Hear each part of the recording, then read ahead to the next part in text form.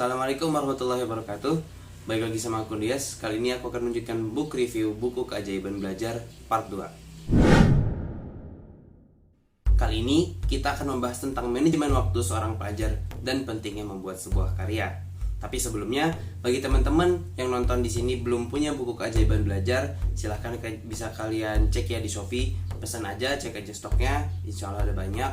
Dan selamat menikmati pembelajarannya. Nah, masuk ke poin yang pertama, tentang manajemen waktu seorang pelajar.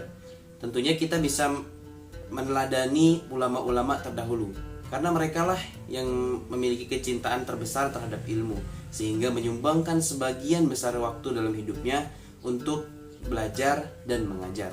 Contohnya yang pertama ada Ibnu Aqil.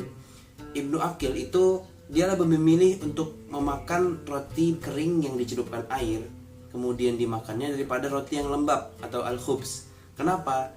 Karena perbedaan waktu dalam mengunyahnya itu sangat berbeda gitu. Bahkan sampai sedetil itu beliau memikirkan waktu dalam makan gitu ya. Maka tidak heran ketika beliau itu mempunyai 800 karya dalam setiap bidang ilmu.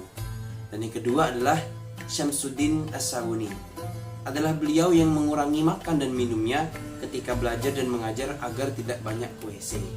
Nah, hal seperti itu kadang kita tidak pikirkan.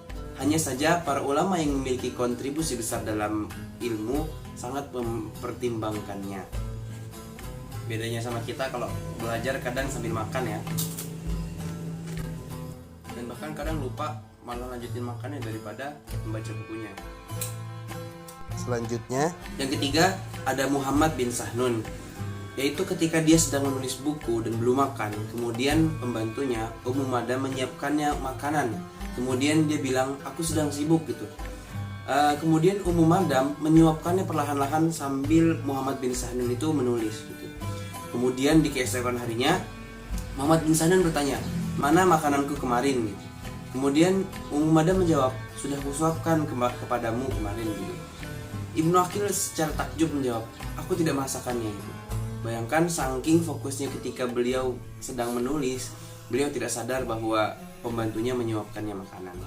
Nah, kita bisa belajar dari ketiga ulama tersebut bahwa terkadang kita menyepelekan suatu hal yang membuat waktu kita terkikis dalam belajar ataupun dalam mengajar. Hal itu mungkin bisa kita jadikan pedoman setelah menonton video ini atau setelah membaca buku Keajaiban Belajar. Nah, dari situ kita berangkat ke poin yang kedua, yaitu pentingnya membuat sebuah karya. Dalam bukunya Keajaiban Belajar itu ada sebuah bagian berjudul Redupnya Sang Pelita. Di situ digambarkan bahwa Islam pernah berjaya dengan segala macam ilmunya, namun sekarang mundur dengan segala kemerosotannya. Kenapa? Karena banyak orang yang tidak mementingkan sebuah karya. Ada yang berilmu tapi tidak menciptakan sebuah buku.